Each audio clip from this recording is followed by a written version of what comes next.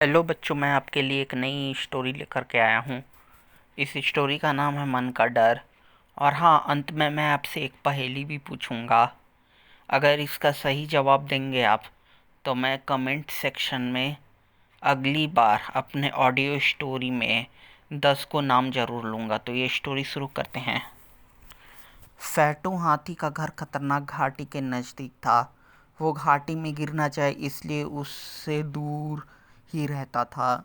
एक दिन फैटू हाथी हरी भरी घाटी की तरफ देख कर आंखें तरोताजा कर रहा था। तभी उसे महसूस हुआ कि पैरों के पास कुछ रेंग रहा है। उसने नीचे देखा तो बिचक कर पीछे हटा और चीखा, बाप रे, सांप! ये कहाँ से आ मरा? इससे तो दूर चले जाना ही में ही भलाई है। सांप को पता नहीं था कि वो भटक कर हाथी के नज़दीक आ पहुंचा। अपने पास नजदीक हाथी को उछलते देख सांप की सिट्टी पिट्टी गुम हो गई। वह बड़बड़ाया, उई माँ!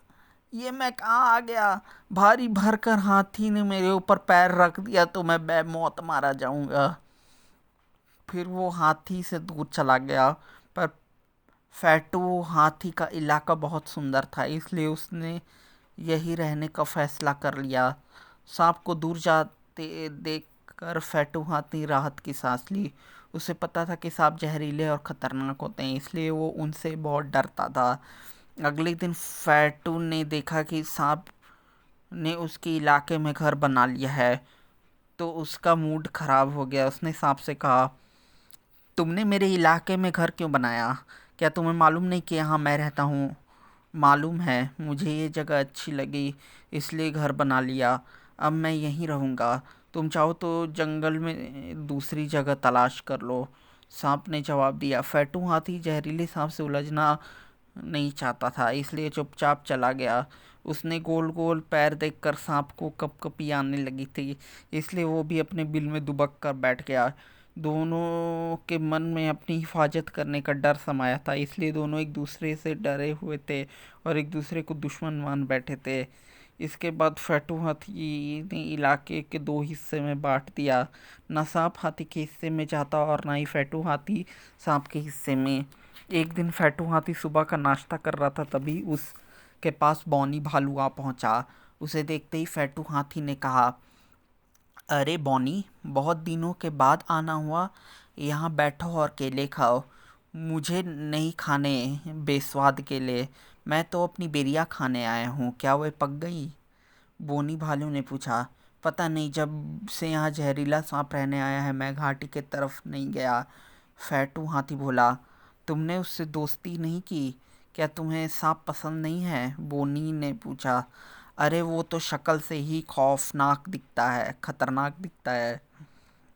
वो दिन रात मुझे घूरता है। मुझे शक है कि वो डस कर मुझे मार डालना चाहता है। फैटू हाथी ने अंदेशा जताया। सुनकर भालू हंसा और समझाते हुए बोला, तुम बेकार ही उससे डर रहे हो।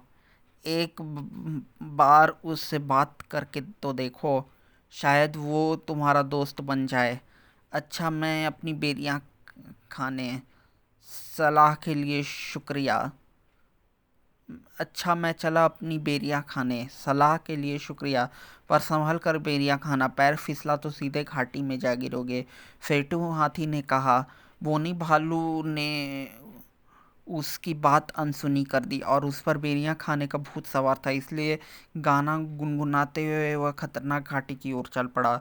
बेरी का पेड़ घाटी की ढलान पर नीचे की तरफ लगा हुआ था, इसलिए बोनी भालू पैर जमा कर नीचे उतरा और पकी हुई लाल लाल बेरियां खाने लगा। बेरियां मीठी और रसीली थी, इसलिए उसने जी भर कर खाई। पेट पर आज जाने के पेट भर जाने के बाद बोनी भालू पेट पर हाथ फेरते हुए बड़बड़ाया, आज तो मज़ा आ गया। ऐसी स्वादिष्ट दावत तो मैंने पहले कभी नहीं खाई। फिर वह पेड़ की तरफ घाटी में बनी दरारों की मदद से ऊपर चढ़ने लगी। तभी अचानक उसका पैर फिसल गया और वो नीचे गिर गया।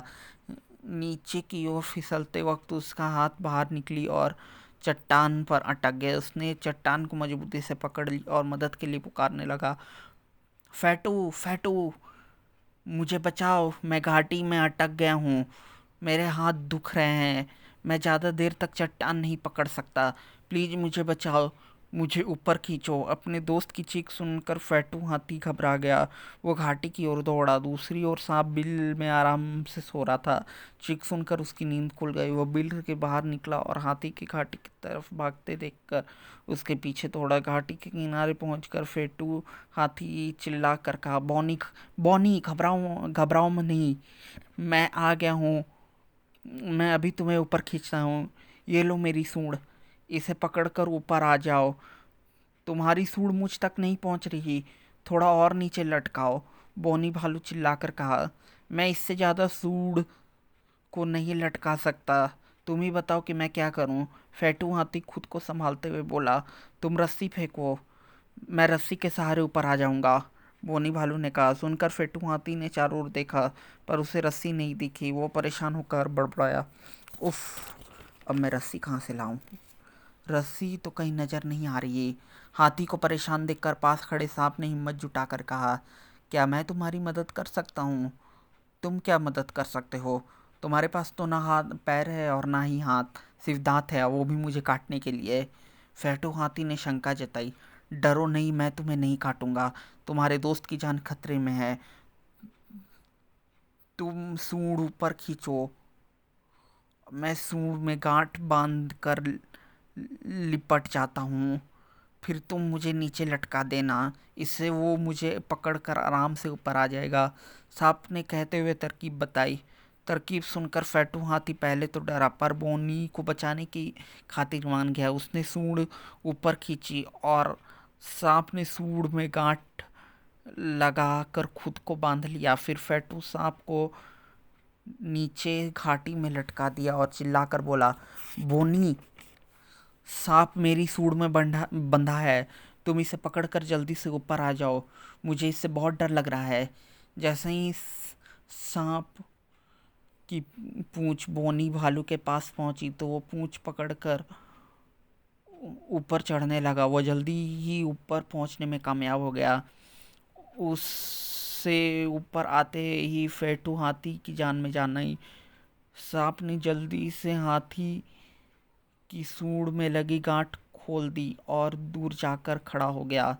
ये देखकर बोनी भालू ने कहा, शुक्रिया दोस्तों, तुम दोनों ने मेरी जान बचा ली। कान पकड़ता हूँ, अब मैं यहाँ की बेरियाँ खाने कभी नहीं आऊँगा। तभी फेटू हाथी ने कहा, सांप भाई तुम्हारा बहुत बहुत धन्यवाद, पर यह बताओ कि तुमने मुझे काटा क्यों नहीं। फेटू, मुझे तो सबने बदनाम कर रखा है, सांप तो खतरा होने पर ही काटते हैं, यदि तुम मुझे पैर से कुचलने की कोशिश करोगे तो मैं तुम्हें काट लूँगा। सांप ने दिल की बात बताई। इसका मतलब मैं बेकार ही तुमसे डर रहा था। यदि मैं तुम्हें पैर से कुचलने का वादा करूं तो तुम मुझसे दोस्ती करोगे। फेटू हाथी ने कहा, जरूर करूंगा, सच बताऊं तो मैं भी तुम्हारे मोटे मोटे पैरों से डर रहा था, इसीलिए दूर दूर रहता था। सांप दोस्ती कबूल करते हुए बोला। मन की बात जब सामने आई तो उनका डर खत्म हो गया। फेटू हाथी और सांप की दोस्ती हो गई। फिर वो साथ साथ रहने लगे। दुश्मनों को दोस्त बनते हुए देखकर बोनी भालू खुशी का ठिकाना नहीं रहा। बोनी भालू की खुशी का ठिकाना नहीं रहा। दोस्तों, अब मैं आपसे एक पहेली पूछता हूँ, इसका सही सही अगर आप जवाब दीजिएगा तो मैं अगले कमेंट सेक्शन में 10 को लोगों का ज़रूर नाम लूँगा। ठीक है, तो पूछता हूँ, रह रह बचती पर घड़ी नहीं, पतली दुबली पर छड़ी नहीं, दो मुंह है पर सांप नहीं, सांस लेती हूँ पर आप नहीं। पहला पहेली मेरा ये हो गया। और दूसरा पहेली है, पेट में अंगुली, सिर पर पत्थर, बच्चों बताओ जल्दी उत्तर। तो ये दो पहेली में से अगर आप किसी एक का भी आंसर देंगे तो मैं अगले कमेंट सेक्शन में उसका ज़रूर नाम लूँगा, लेकिन सिर्फ 10 गुना, अगर सही उत्तर देंगे तो। ठीक है, तब तक के लिए धन्यवाद, मिलते हैं अगली स्टोरी में।